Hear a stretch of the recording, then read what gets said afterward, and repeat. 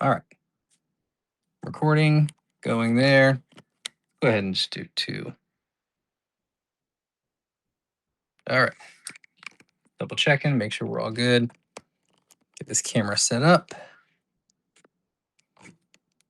Perfect. All right, so I wanted to go over folds and drapery, especially because that's something that's super popular. It's super common and it's really necessary for any type of figure drawing that you're going to be doing, especially when you're making any sort of action. Obviously, your clothes are going to be a huge emphasis on whatever movement is going on. So I wanted to talk about those and talk about how you can break them down. So there are 7 basic folds. In reality, I say there's actually there's 6, but because the last fold is called the inert fold and I call it a dead fold. But um, I'm going to start with the pipe fold, which then goes to the drop fold, which then moves on to our diaper fold.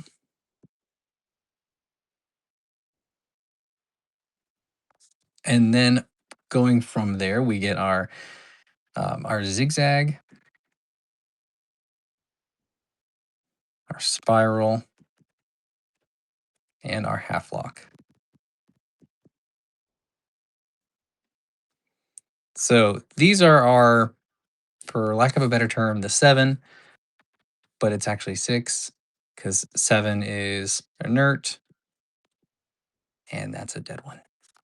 But I'll still go over it, obviously. So with that, let's begin with the pipe fold, which is it's like the basic and the it's like the foundational fold, really.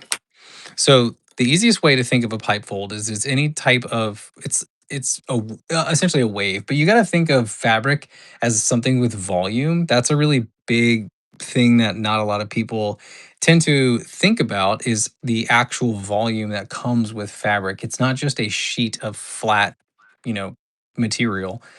So with the pipe,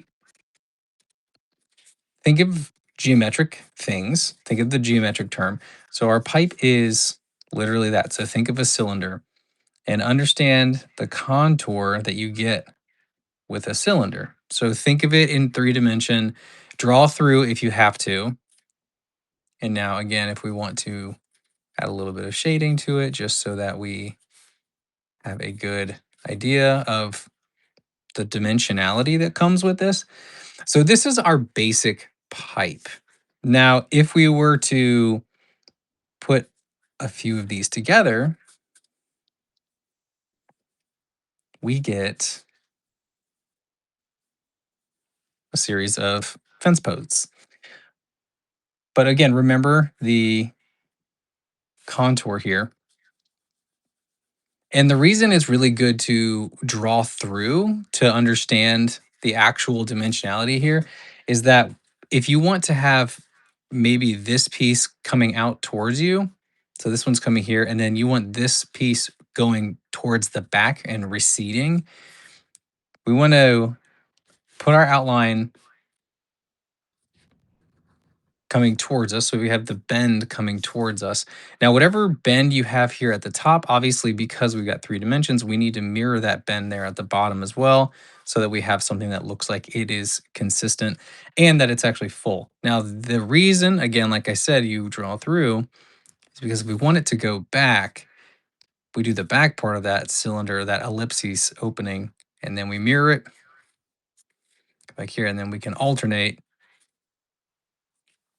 So whenever you actually think about this as if it were like a curtain,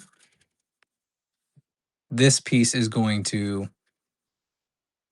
recede into the background, and you're going to have these 2 pieces that are going to come out towards you. Now, the thing with the pipe fold, and I will talk about this with basically every single fold, is that there's something that's known as a point of tension.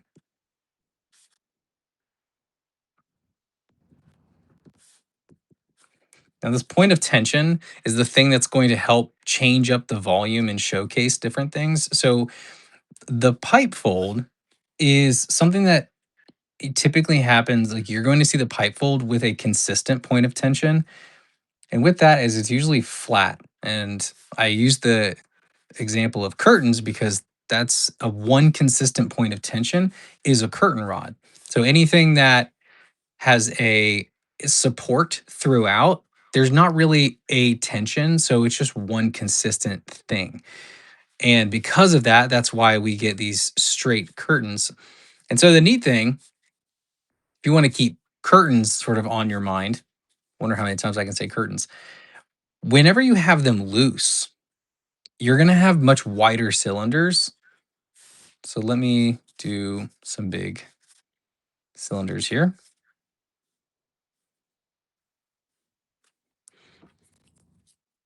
And so if I wanted to say that like my curtain rod is going through, I would say that, we have a connection point here.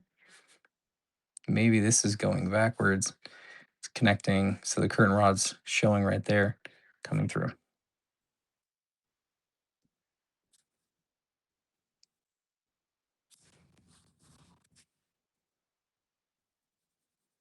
So essentially we have just this really uh, basic flat piece of curtain. Now the cool thing is, so these are wide, which means that it's a much more loose tension. Now the opposite is true. Whenever you make these cylinders, but you make them smaller, it actually is going to automatically make you like visually, you're going to understand that it's actually tighter. And so the more pressure that is applied means that you're going to have these tighter cylinders. So that's always a really cool thing. So if you wanted to show the difference between having curtains that are drawn versus curtains that are just sitting there that are pulled, this is going to be the way you do that. And so obviously, depending on how much material you have and all of those other factors, how tight they are is going to vary based on what you want. And your material is actually going to be kind of playing a big factor too. Now, the thing that's interesting about a point of tension is the curtain rod is a really easy one whenever it's consistent and it's flat. The cool thing is that you can put it on a curve, and so if you think of like a pleated skirt or something along those lines, if you have a like a waistband or a curved surface that is your point of tension, again, make sure that you mirror that same curve.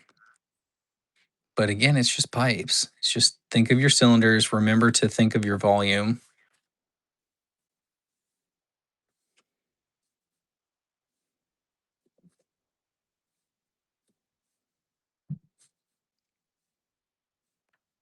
And when you have your volume like that, that's when you can just come down. And obviously, like if it's especially with fabric, like for clothing, like if this is a skirt, you're not really gonna see the top of that. You're not gonna see the top of that cylinder. It's gonna be hemmed, so you can kind of taper that in a little bit, so you don't have to show that cylinder. But that's why having the bottom part of the cylinder is so important to continue the illusion.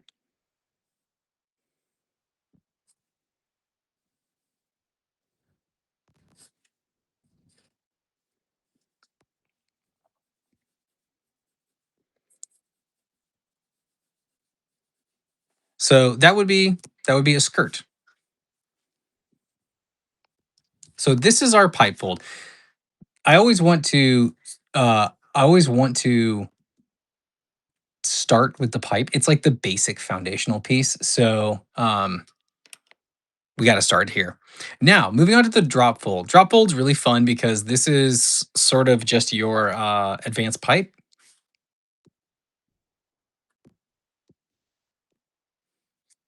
Now, because we've already addressed the point of tension, let's talk about it. So your point of tension here is one singular point. So if I have this thing right here, my point of tension. The drop fold is what starts to really throw gravity and really starts to throw your physics into your fabric. So remember your gravity. So I'm going to have a central line that's going to be my gravitational pull. Now, what I want to do is I want to have these pipes, but your pipe is going to taper out like a triangle, and it's going to be pointing towards your point of tension, and it's going to flow downward away from it, and it's going to be heavier at the bottom. This is where you start selling that, again, that weight, that gravity. And so if I have this point of tension, then I've got one piece that's here because, again, we're just making these cylinders. And then if I want to add another piece right here, it's another cylinder and it's another cylinder. So the easiest way to think about the drop fold is it's a towel on a hanger.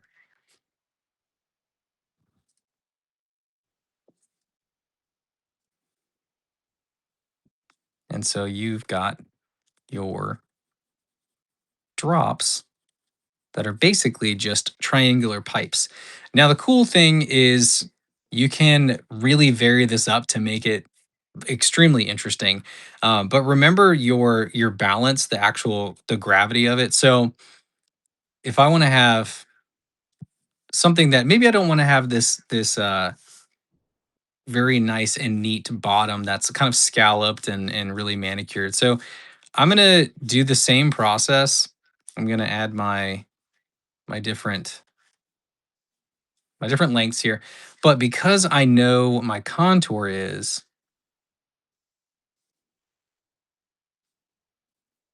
through my contour lines, because I know those, I can basically cut it wherever I want to. And I also know what's behind it. And that's a really, really cool part whenever you start adding depth to it. So if I want this to come down here, maybe I just want to cut like that. And because I do have a contour and I know that there's a contour, and so it's going like this, maybe I want to add a little bit in the back. And if whatever you have in the back, you do want that to continue back to this main point of tension. And then you can add some rendering on that. And then same thing can be said right over here. So if I want to go here, maybe I want to cut this. So say if this is a like maybe a thicker or a more stiff fabric, you're not going to have as much of a gentle flow behind here. You're going to have it be a little bit more rigid. Now, there's another trick that you can do with the drop fold, which is really fun, and it's basically focusing here on the bottom. It's focusing on the silhouette, but remembering that you need that one point of tension. So if I've got that one point of tension and it's going down here, I like to, if I want to do this just to kind of make it look a little more detailed, I like to block out and map out where I want my overall shape to be because that helps me understand sort of the physics and the balance of it. So maybe my shape, I want it to, be something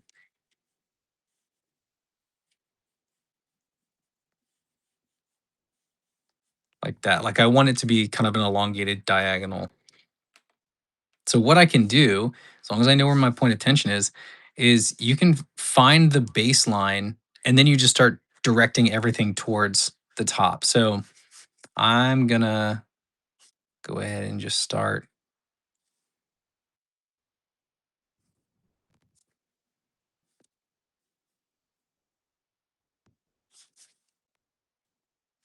doing this. So now that I've got some of these lines here on the bottom, I now direct them all back up to my one point of tension.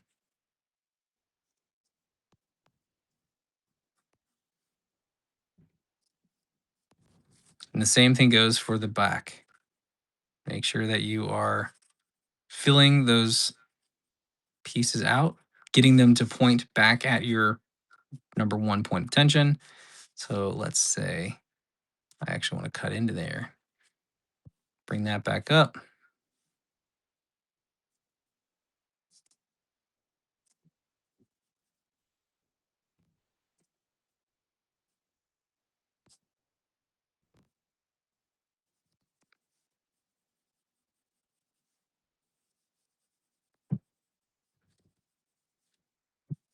So basically, by doing that, you have made a far more complicated and a far more complex looking drop fold, but you mapped everything out and it's just using a different technique of showing the bottom pieces.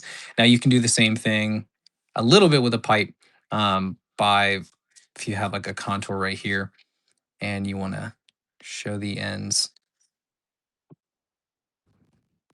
This is really, really helpful for like ruffles. And so if I have all this and it's, pointing maybe to this point of tension right here, then I know that everything that comes away from here, all these kind of these peaks, they're all going to go. And usually whenever you do it, like especially with this complicated of a look, it's really good to kind of render along the way so that you know what is overlapping what. Because otherwise you it just becomes a big jumble of lines and you'll kind of get lost. So, it's best to give yourself some guidelines and don't get lost.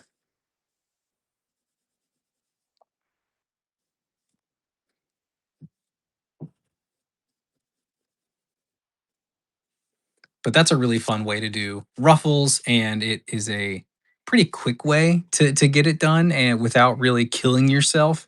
But it helps you because you can draw your guideline, you can have exactly where you want to go mapped out ahead of time, which is really cool. Okay, so these are the pipe and the drop. I want to move on to the next one because we've already talked about a consistent point of tension, which is basically one. You have one true point of tension. Now I want to move on to 2 points of tension, and that's the diaper fold. Let's move on to a different sheet of paper. Make sure we're squared up here. All right. So now we've got the diaper fold.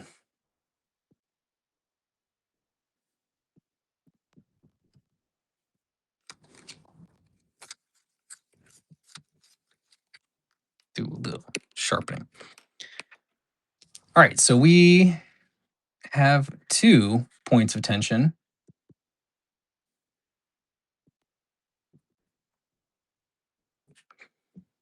And essentially, it is if you took which you can actually add drop folds here, if you took a drop fold and you merge them together into one, kind of bridging that gap. So if I have 2 points of tension here, so the pipe had one consistent, this has two individual. And I want to have a sheet that's hanging between the two, or at least fabric hanging between these two. So this is fairly tight. It's not super loose, but this point of tension is still going to have gravity affecting it. So it's actually going to all radiate out.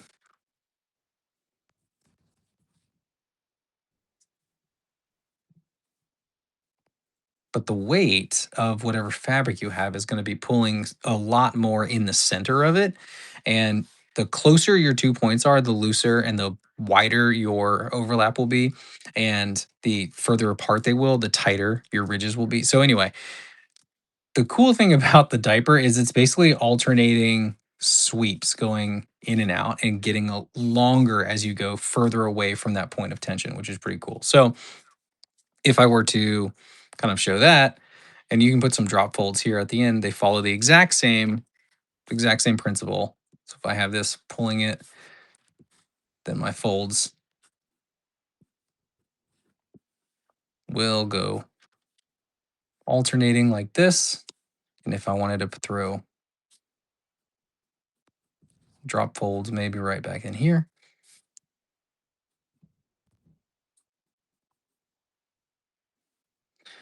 Hey, Rob's here. Hey, Rob. Demoing some folds. I had a good time going over these last night and I wanted to share. All right, so that would be our diaper. Now, like I said, whenever you have 2 points of tension that are close, you're going to have a much looser diaper. So it's going to be a little bit more drapey. You're going to have much more exaggerated folds that go with it. And with those exaggerated folds, if you were to see it from a profile view, all of these folds kind of pop out and they tuck into each other, and they're going to elongate as they go down. So say looks like this, pops out here, and it's going to go down like that.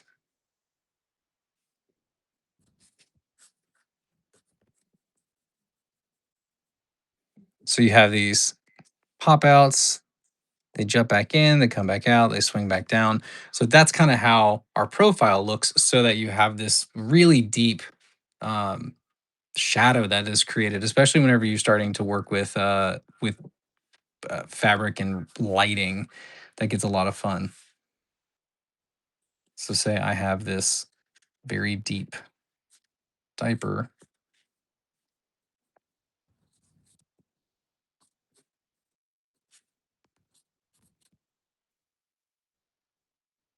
Then I'm going to get to add tons of deep little shadows.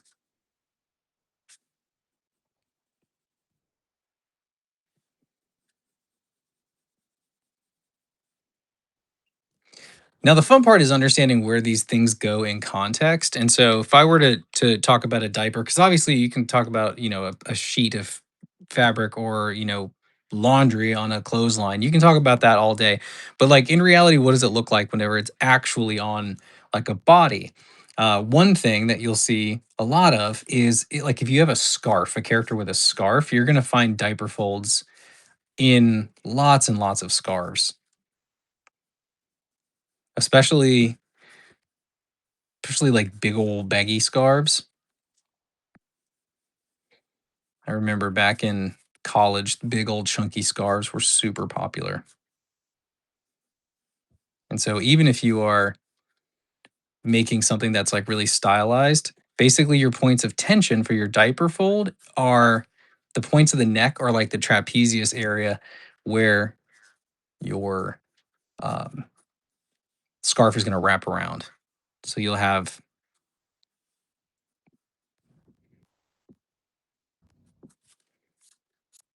these really big layers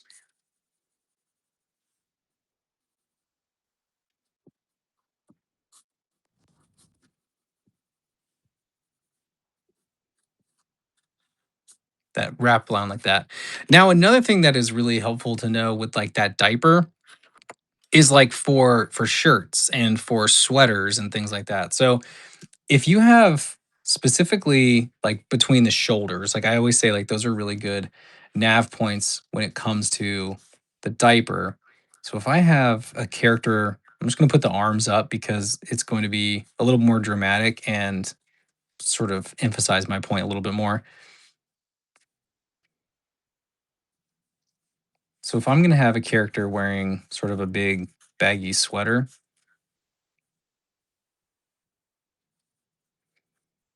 let's just say it's like a big old turtleneck.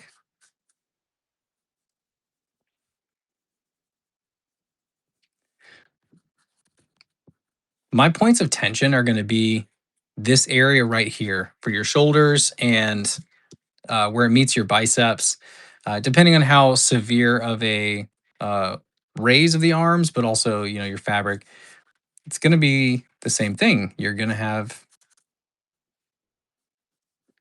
these lines that come away from it that are creating this little diaper fold that are creating different and unique kind of deep shadows. So if I'm going to put a little bit of here.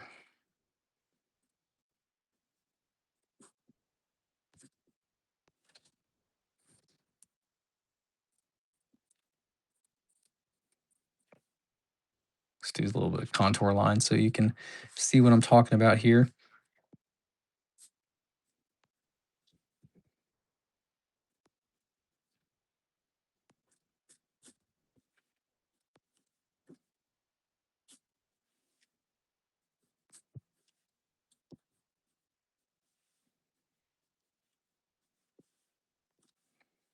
So if this were to be your typical big woolly knit sweater, here are your contours.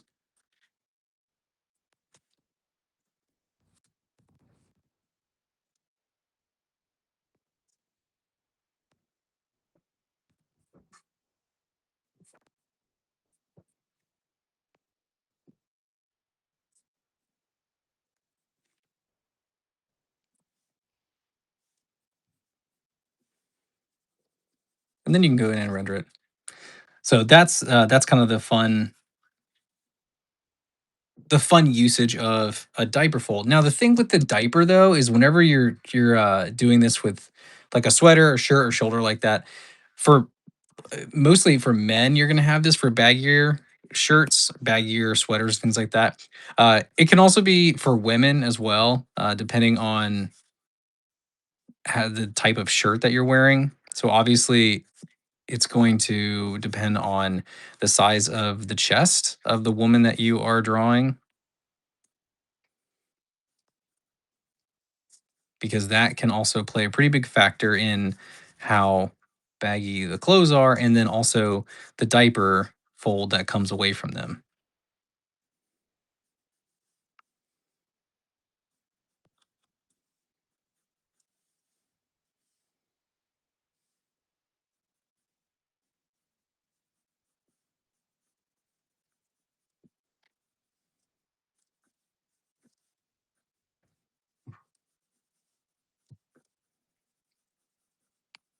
So it just entirely depends on the type of outfit that is being worn, how loose, how baggy,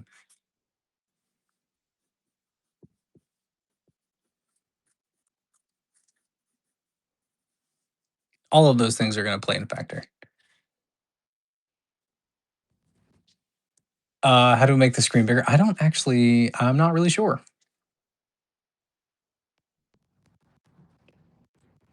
Oh, does they pin for everybody? Hey, there we go.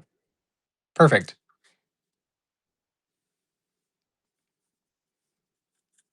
Now we're drawing. Now we're cooking with fire.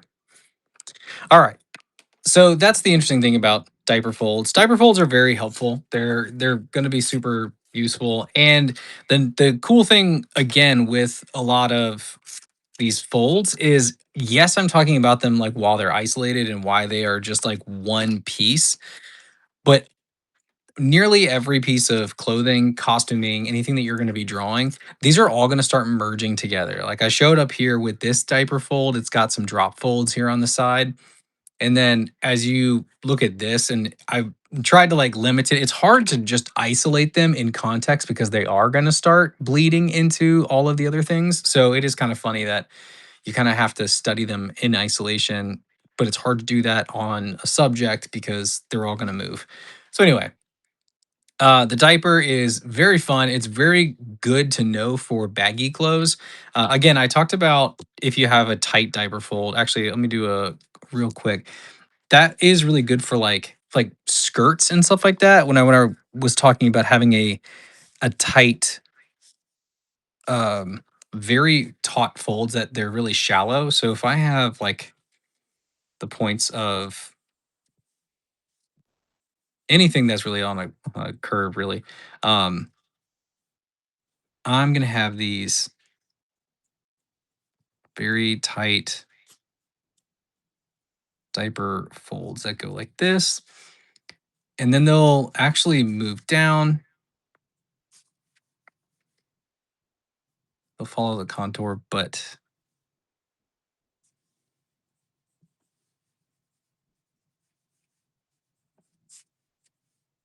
you'll have sort of this more flat area. And I see this and I draw this with, I mean, you'll see this in like fantasy stuff, like loincloths or anything along those lines, stuff that has skirts attached to it. It's always going to bunch up around the hips where it's going to be the most tight, and that fabric is going to be stretched the most. And then as it goes downward and it gets loosened up, it's going to start to flatten out. It's going to soften up a little bit.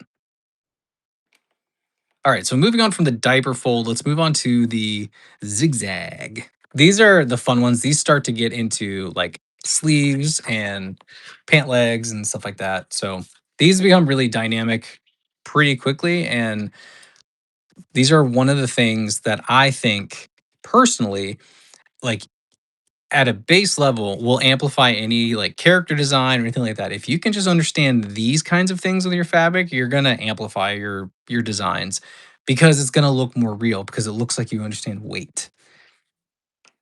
So let's talk about the zigzag.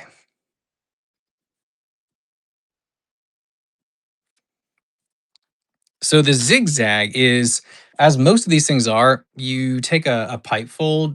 We again think about volume. So a zigzag happens when it's any fabric that's wrapped around an object and where it gathers or bunches, whether it's by gravity, whether it's by force, whether it's by tension.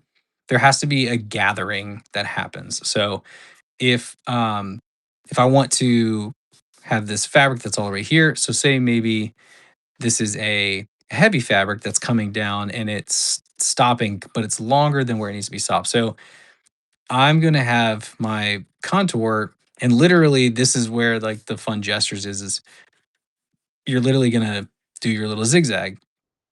Now there's a way, there's like a funny method, they call it like an XYZ method, where you make an X, you make a Y, and then you can make a Z at the bottom. And that does work. But really at the end of the day is you need to know that wherever you bunch out, you also need to push in. So it's kind of a equal opposite reaction. So if I want to bunch out here or push in right there, it needs to bunch back out. But you're also going to get these little diamond pits that go in. And so if I make my little my X and my Y going down here, and then I've got part of my Z.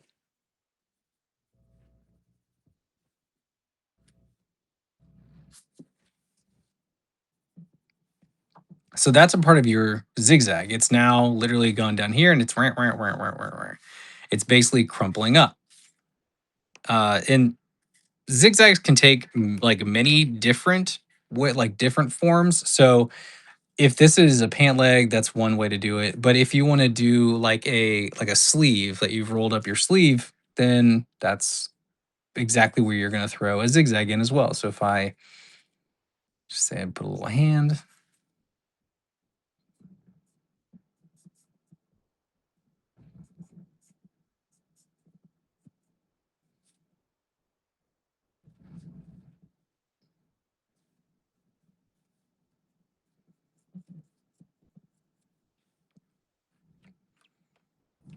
so I've got my hand. Let me find where I want my. All right, so I know my contour is going to be, just so I understand the volume of my figure, this is going to be where I put my sleeve bunch. So if I have this bunch right here, I'm going to have my sleeve come down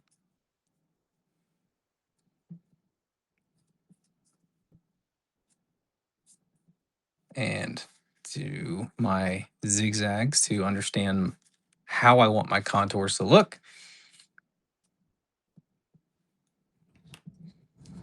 And after I get that,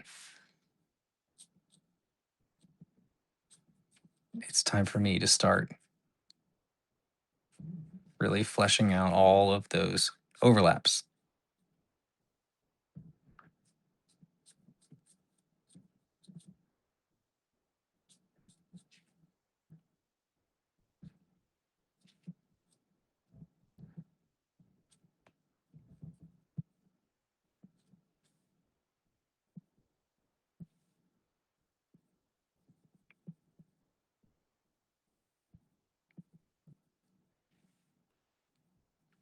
And so this is if you have like a, let me draw the hand out too so it doesn't just look like a floating sleeve.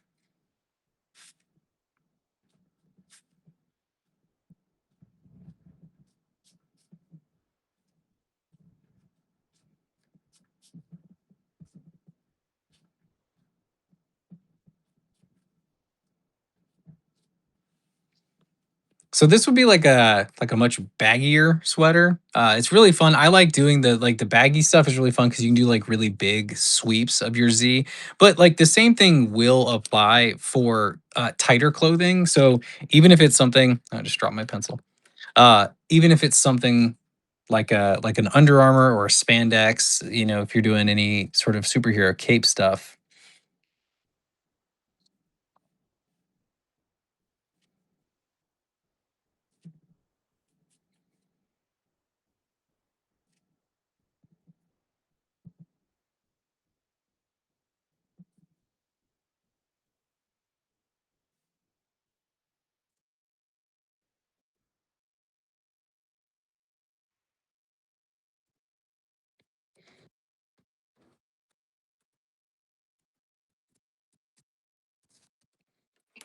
So even if I've got, this fist, knowing my contour for the arm.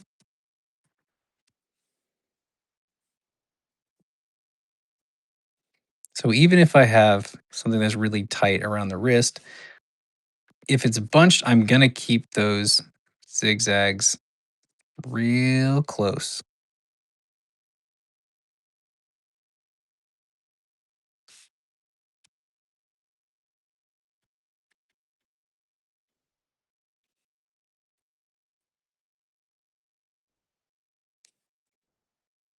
And typically, if you have really, really tight zigzags when you're like really tight wrinkles like this, whenever you're inking, you don't need to do much shadow because the more shadow you add, the deeper the fabric is. So the thicker the fabric looks. So for this one, yes, you add deep, stark shadows. For this, not a lot. This is really just where line weight kind of does all of the heavy lifting for that because the thinner the fabric, the thinner you want, and the tighter to the body, the thinner you want that shadow. So yeah, that's a zigzag. And like even if you go super crazy and you want to have, some like huge kind of bloomer looking pants, which I always think are fun to draw. I like drawing the big old bloomer pants,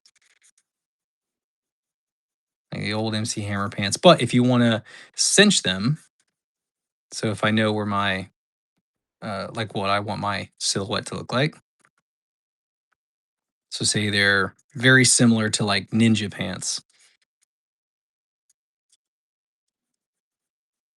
Let me block out where I want all of my pieces to be.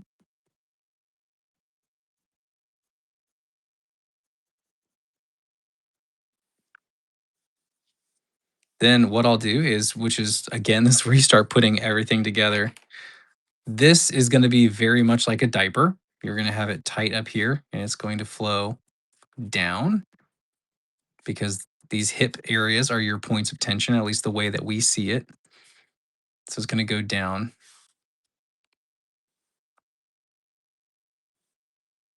and they're going to continue to radiate down until you get to the bunching, which is where you start adding all of your zigzags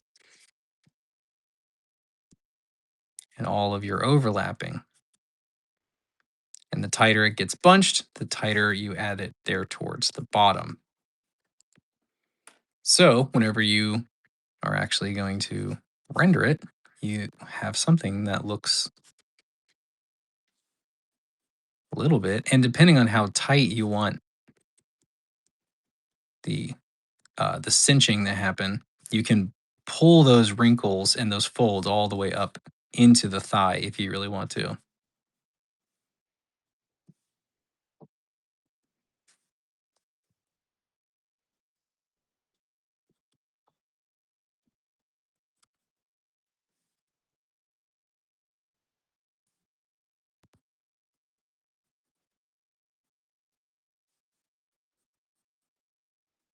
So I would do the same technique over here because it's all going to be flowing down. And then my zigzags right down here.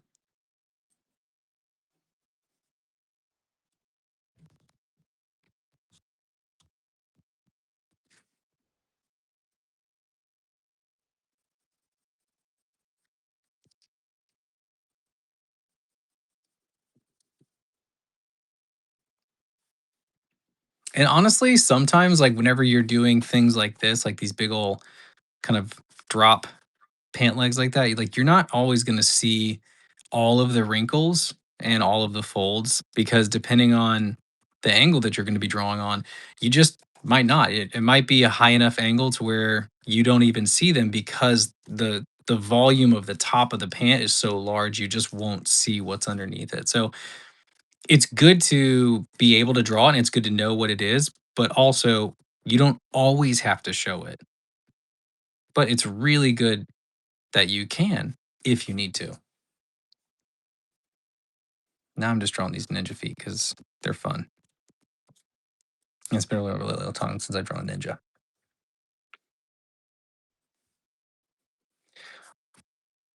All right, so those are diapers. Those are those are diapers.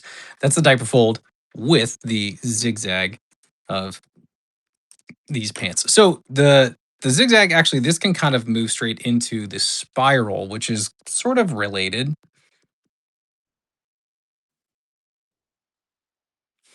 Right here is a little bit of a spiral coming into play. And honestly, the spiral is just whenever you have contour, like you have these fanning lines that go away from the contour. So if I have my cylinder, it's whatever is going to accentuate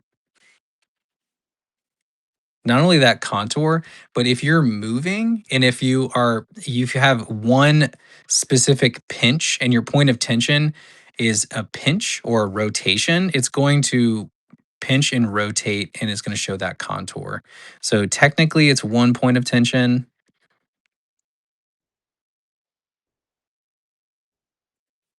in one part slash two opposing points of tension.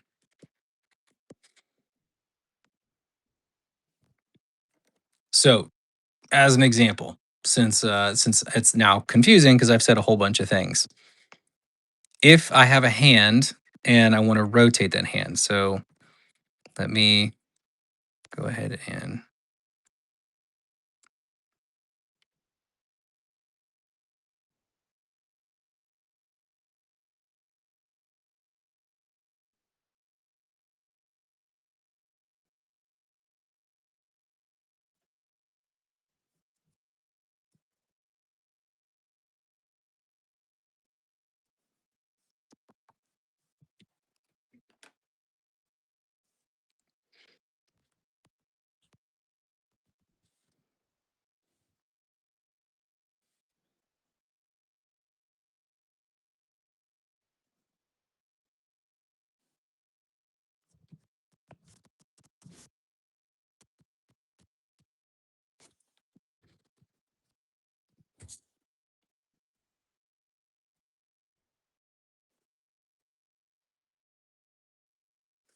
all right, so I have my hand reaching out right here.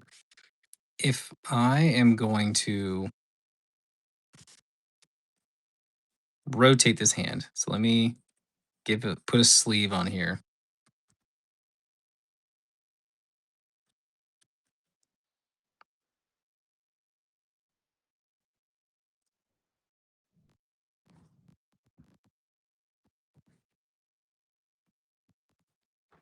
So if I want to rotate this guy's hand from here, basically go over like this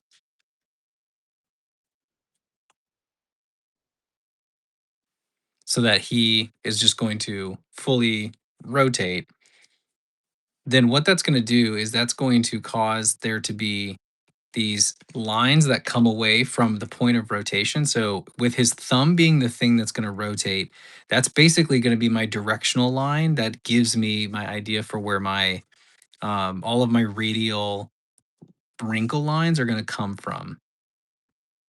So technically, the opposing would be pulling from up here on the shoulder or pulling from over here on the back. So anyway, if I'm going to now rotate his hand,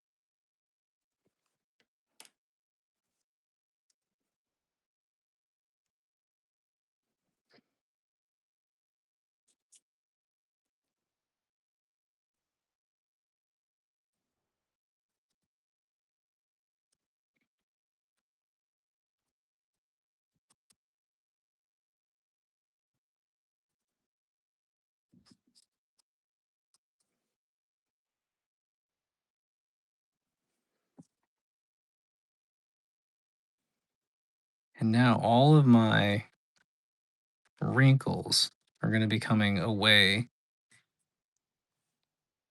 from where that thumb was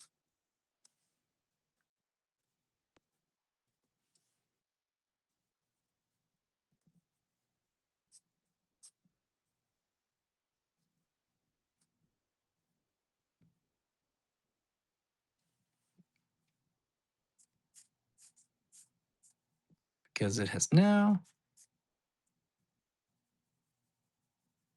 done its full rotation.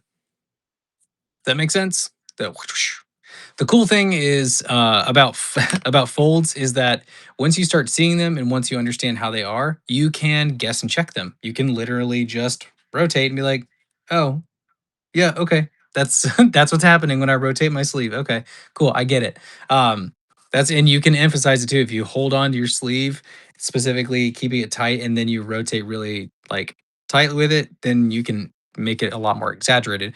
But you have photo reference literally at your fingertips, which is really cool whenever you think of it that way. So anyway, that's a spiral.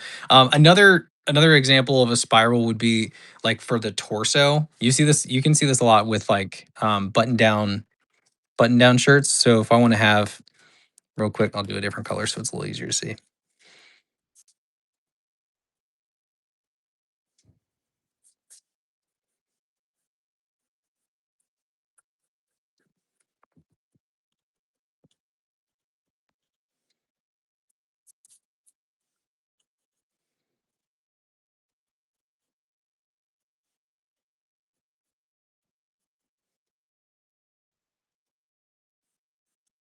So these button downs have a nice line right down the middle, really cool contour line.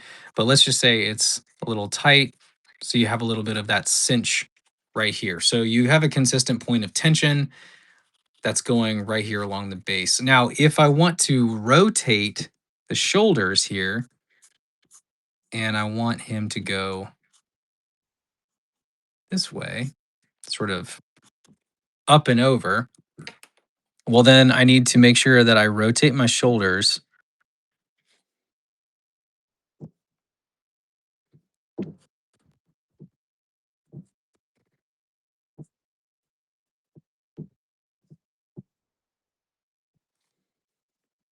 so that my shoulders are basically facing that direction. And my contour for that button line can start to also do some of that heavy lifting and emphasize this really intense stretch. And so adding that line right there, I've got my belt. This is where whenever you find those main points of surface area, whenever like that's where the tightest points like on the chest and things like that that are going to bump out the farthest, that are going to create the wrinkles that are going to spiral with the torso.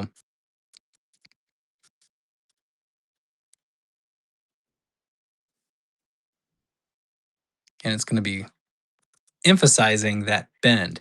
And this is what I mean whenever it's the two opposing points, because technically, when you're rotating like this and you're rotating these shoulders, your shoulder is one point of tension, and then your other hip is another point of tension as it sort of torques and twists like that. So it's basically a point of your hip, the side, like the opposite side on that hip, and the opposite side on that shoulder. It's basically like a contrapposto twist. And that is good to know from the standpoint of it helps you with dynamism. It helps emphasize a twist. Like whenever you can add the clothing to utilize those wrinkles to push the movement and push the dynamism, it's going to help a lot in making your figures read like they're actually doing something. They're jumping off the page. They're actually alive. It's not doesn't feel posed. And so you may over wrinkle something or you may have exaggerated wrinkles, but the exaggerated wrinkles are going to be the things that make it feel dramatic. So moving on from the spiral fold, the last one, technically, not the last one, but the one that I do like is it's called a half lock. And so the half lock is when you have two intersecting areas. So like two cylinders, i.e., pants, right at the knee, arms right at the elbow, shoulders, things like that. So when you've got the half lock, it's basically half of the side is locked up. It's a really creative name, I know. So if I have these two cylinders, these are going to be my things draped with fabric. Your half lock is going to always be found in the crease at the point in which these two intersect. And then the other point is going to be your main point of tension. So this is going to be the tightest point. So obviously, this is why I said it's like an elbow, it's like a knee. It's going to be some point. It could also be a shoulder. So it's not exclusive to elbows and knees, but it could be a wrist, shoulder, ankle, hip, even. But the principle remains for all of them. Your point of tension happens right here, and this is where your point of action is, where all of the wrinkles are going to go. So your point of tension, it's going to radiate out like this, and because of that, it's also going to bunch up right over here because all of these pieces are going to need somewhere to go and they have nowhere to go. So when these overlap, and that's kind of the key thing about a half lock is that it's this cylinder on top of this cylinder, but we know that they're going to be like actually fully formed some things. They're not going to just butt up. There's going to be give. So they will overlap. And that overlap causes these really neat kind of bubbles and these kind of deep, dark bubbles that pop out.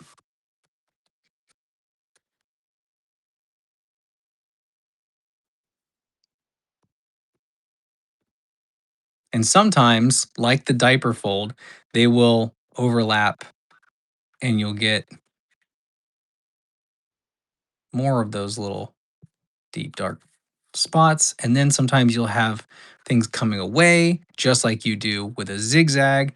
So, like I said, a lot of these things start to come together and they all start to work at the same time and they're all doing the same job.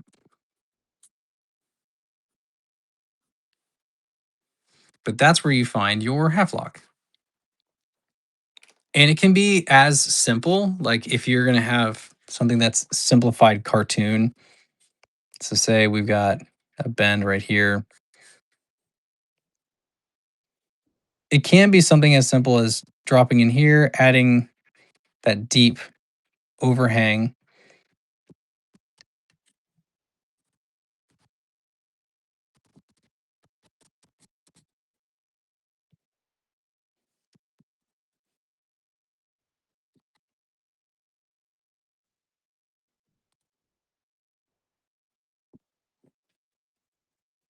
and doing something along those lines. It can be something as simple as that. But that area is just known as the half lock. It's that overlap, it's that bump in, it's when the two pieces are meeting together and you get this deep um it wedges into that crease that you find. And so to illustrate, because obviously this would be something a little bit tighter if you want to do like a leg. So say we have a seated person. So obviously we want that knee to be our point of tension. And when we have the shin and the lower leg, this area is where we're going to find our half lock. And so as this bends, we're going to have the main portion, which would be the lower leg, is going to overlap the upper leg. And so that's going to be the portion that gets preferential treatment up front.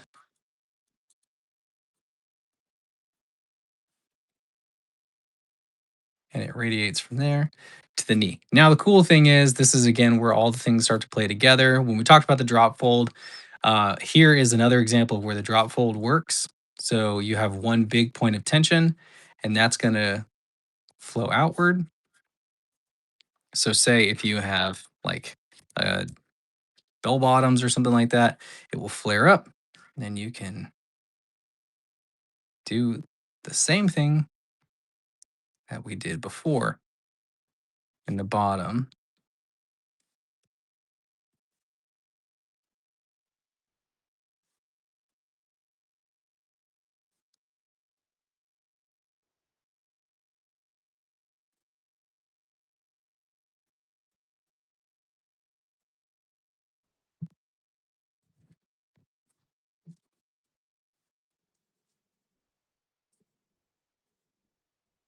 So say this guy's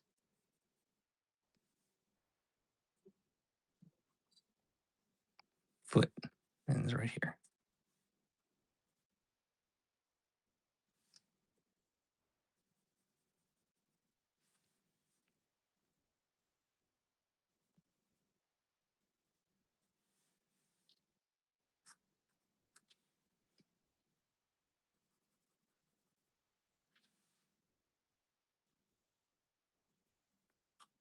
So anyway, that becomes doing a half lock mixed with a drop fold. And so then they all start to come together.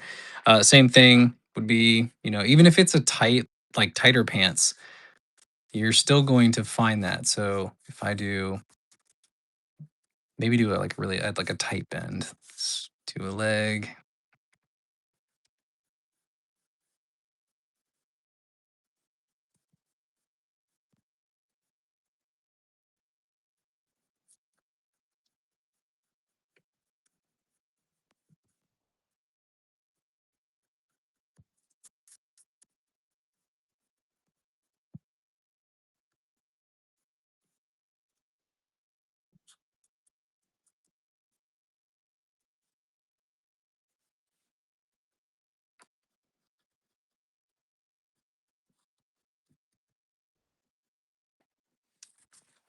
All right. So even if there is a really tight bend right here, we're still going to have just the smallest amount of half lock that does appear.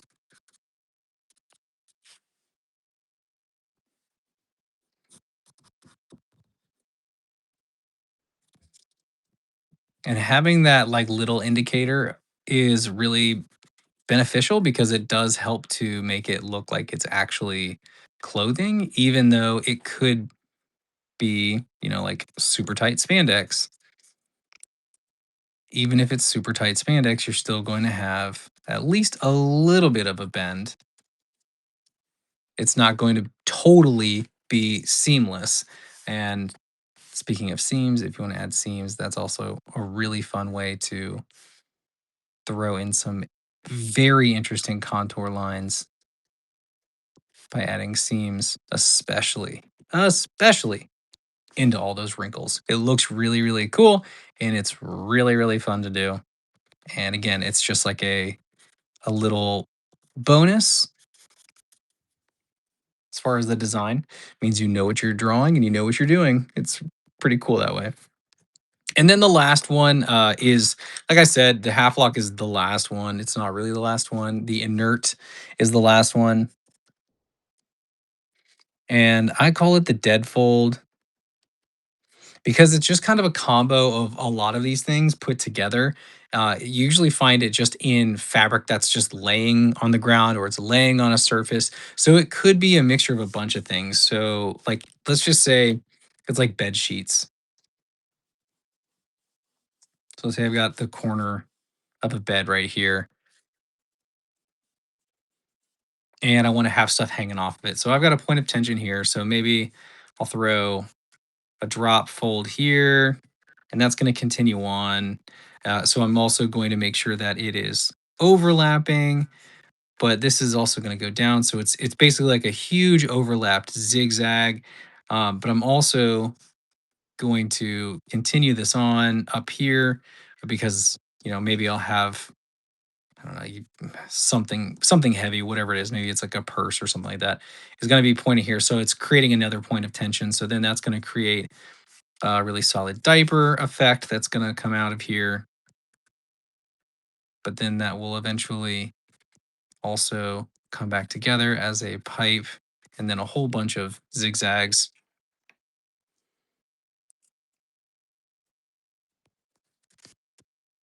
So really, it just starts to become kind of a mess.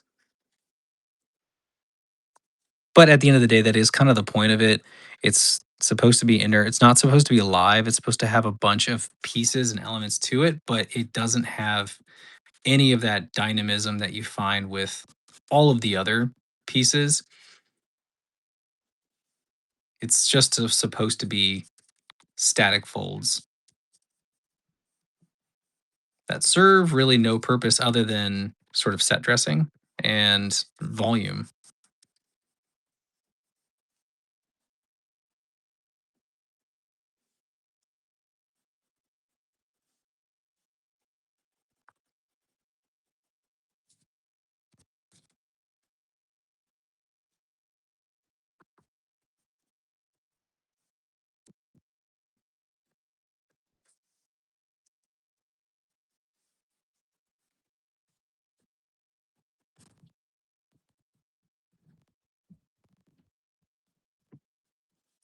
So anyway, that would be an inert fold.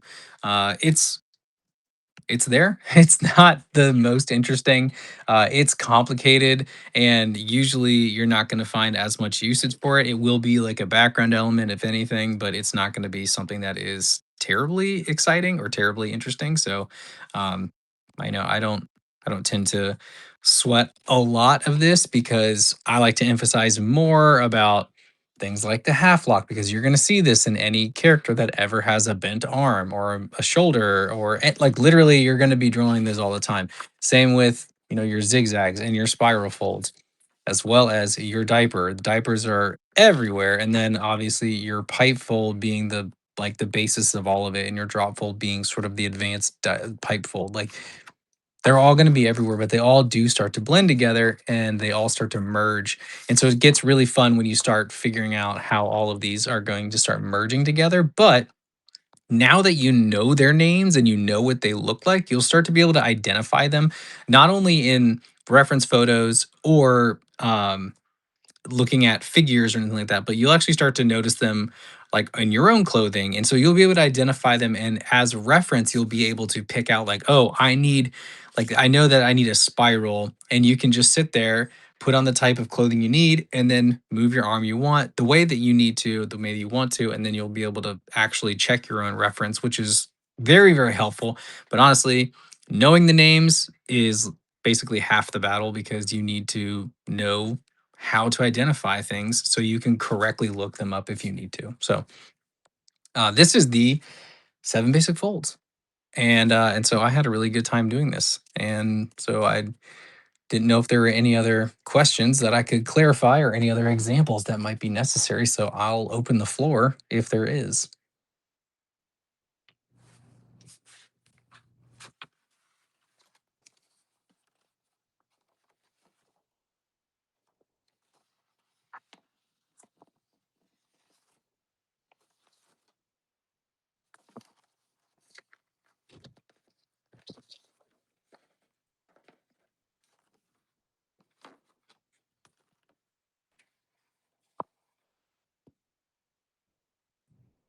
Showing dramatic action with folds. Yeah, that is a thing for sure. Like I was saying with the spiral, that really helps to showcase the action. But let me do a quick little sketch. Like whenever I'm gonna do like a gesture. So if I want to have someone maybe swinging, so let me.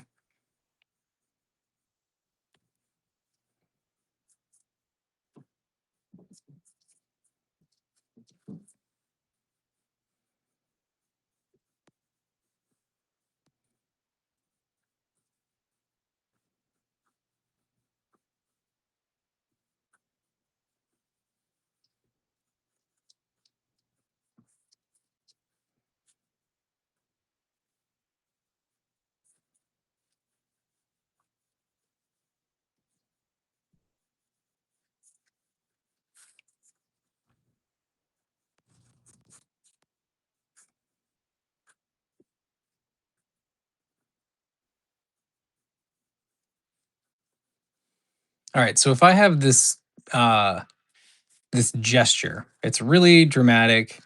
Obviously, I've got this really intense angle going up, this, line of action that is very big and sweeping. So I want to emphasize that line of action. So wherever there is a place that I can keep a straight line, I will.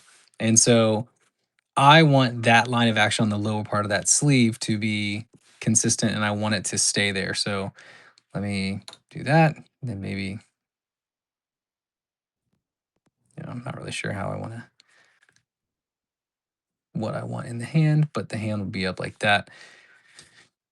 But that means that everything needs to fall in line with it. And I need to have sort of this diaper effect, this bunching, all of that stuff. So if this is this or this, not this elbow, this shoulder is right here, then I'm going to have all of this bunching that's going to happen because it's all coming from this point of tension.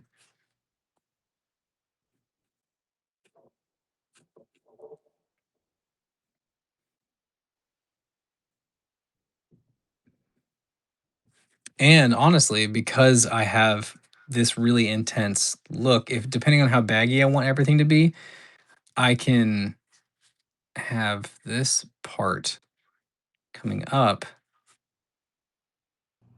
and the bottom piece is going to also, again, we're following that line. And so you need to obviously have it cross the body because you need to have a contour. And so since it's going to cross, you want it to still emphasize this movement. So by having the top of it, and also it's just like this is how clothing works. Like if you stretch, then the part that's going to stay a consistent length, but your body is not going to stay a consistent length. There's going to be squash, there's going to be stretch. So this may go up, but your wrinkles obviously are still going to keep going because this spiral is going to be really the thing that's going to help you a bunch. And obviously, this diapering effect of this bunching, bunching, bunching. So as this continues on, let's go to the reverse side. So this will stay closer to the body, but because we have all of this over here, you're going to get a little bit more volume as this bunches. This is almost acting like a bit of a half lock because you have this arched back, which is basically looking like this. And because you have this arched back, it's almost working like a half lock. So remember that even your torso can be kind of segmented into those two cylinders that are going to be rotating and working. And so it's not just an area, not just a fold that's exclusive to elbows and shoulders and knees, but it's also there for torsos as well. And so then if I want to move on to continue with this arm, it is also going to be flowing, but I want this one to be the main one and this one's popping out this way. So the top, this one has the bottom as my straight line. I'm going to have this one as my top is my straight line.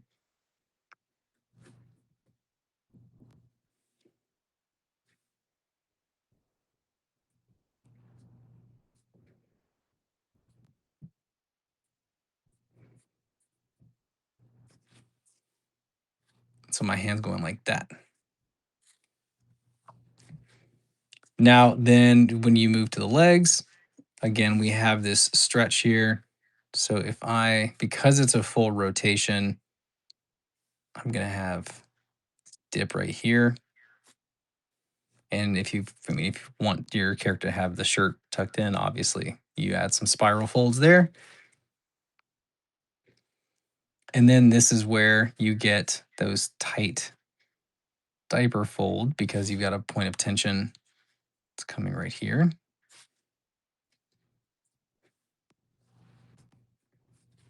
As well as a bit of a zigzag.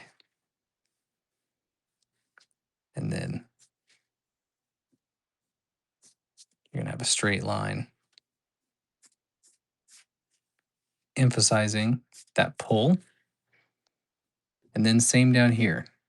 I want to continue this line of action. So I want this line to be my straight one.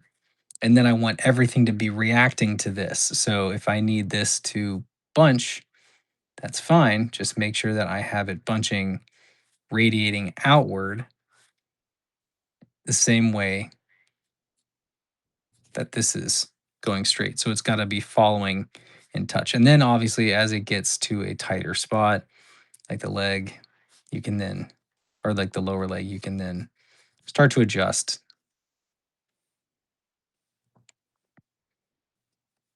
And even if it is baggy, you turn that into a little bit of a drop fold.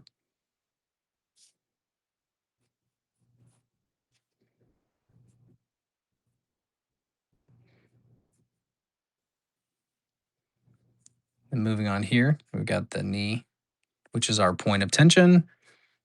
And you're going to have a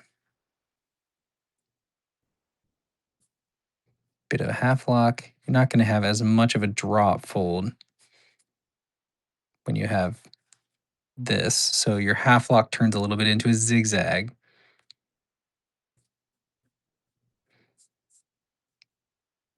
And then a little bit of your drop would be here at the bottom where you have room for your foot to go through.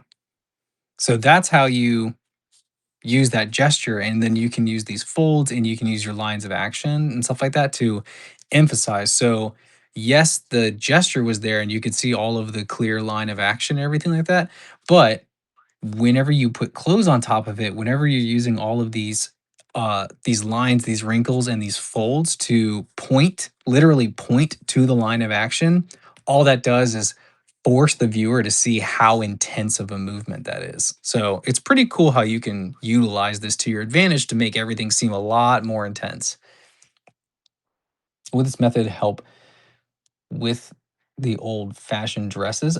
Sure. Yeah, dresses absolutely because you have way more fabric to work with. And so, let's see. So if I want, I mean, you can you can do a lot with dresses because they are just tons of fabric. So let's try to think of a good dress pose.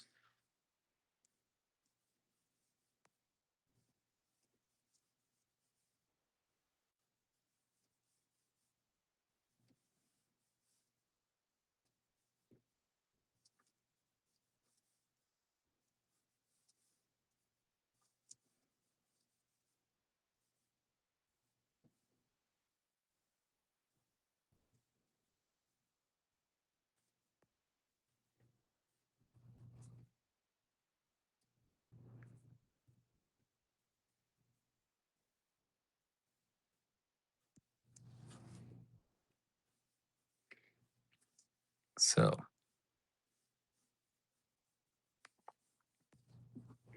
let's just do, I'll do a similar line of action, just a really intense bend like that, just because it is an easy one for me to think of off the top of my head. And because it's so dramatic, it just is a really good way to emphasize it. So let me do sort of a different approach. So if I have my dress and I've got my lady form here,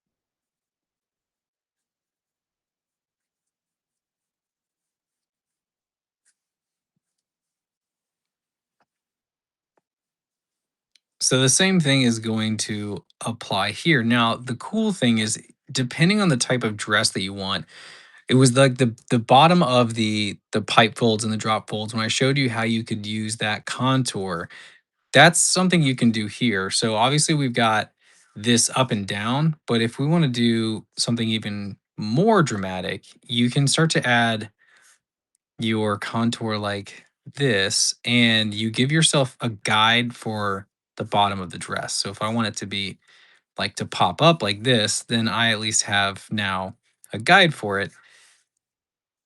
And I just need to know where my dress is really going to start.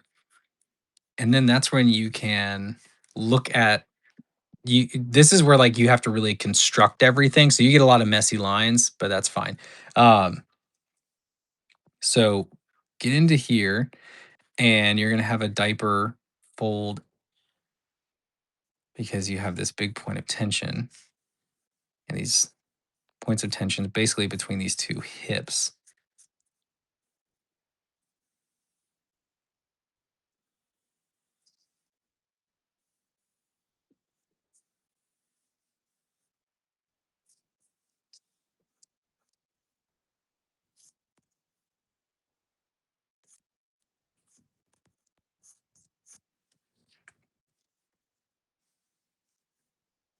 And so you can create this kind of idea. And then once you, let me sharpen this a little bit.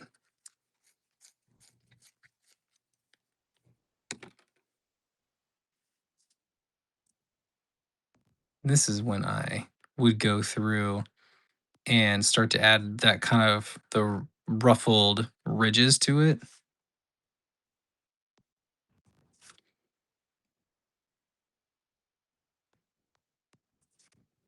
And again, because your dress could be crazy, you can have multiple layers. Just remember where the flow is coming from so you can make sure you're adding your volume accordingly.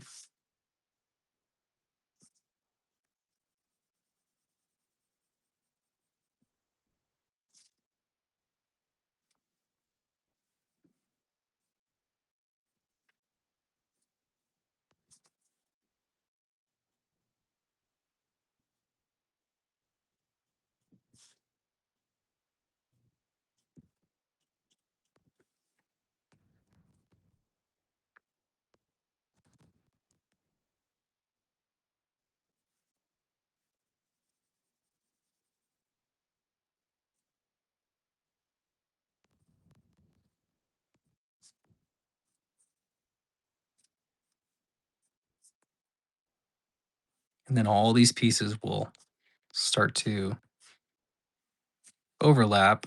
And the overlap will be the tightest at the most taut area. So if this is like a leg that's up that's causing all of this, you're not going to see a ton of shadow there, but that is going to be where the most bunching is going to happen. And then everything around it, as it radiates down and outward, that's where you start getting a lot of the deeper shadows.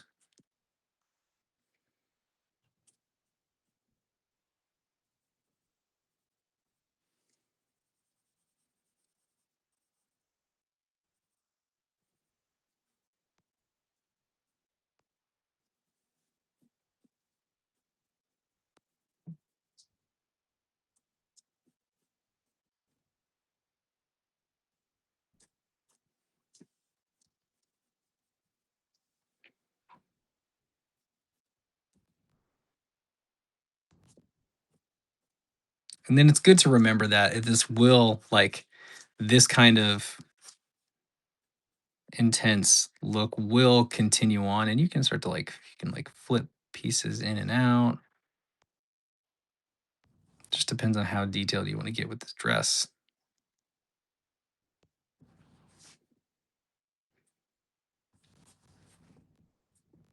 But it will eventually also continue on with that curvature. It'll just continue around and being able to give little hints here and there of, the things that you put under it, like right here. That's really important.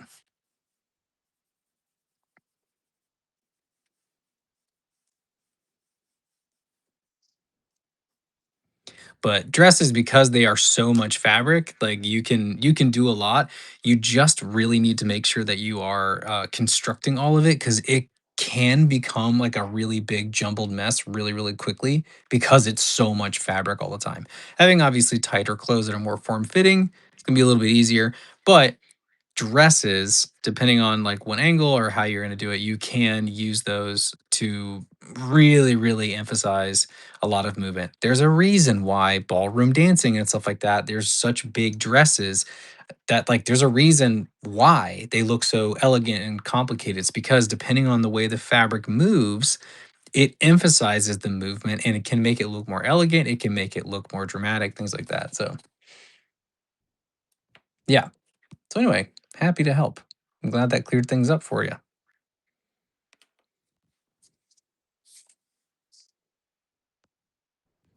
All right. Well, it has been a good solid hour and a half. So, I am going to go ahead and end the broadcast since we've been talking about folds and we've been talking about drapery for an hour and a half. So that is, I think, a pretty solid amount of time. Class is no longer in session.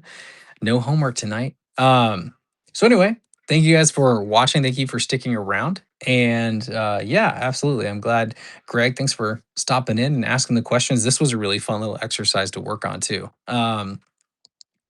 Then I appreciate it. Hey, remember to go check out the comic art course or the 90-day comics course. Sorry, my it's very late. It's midnight.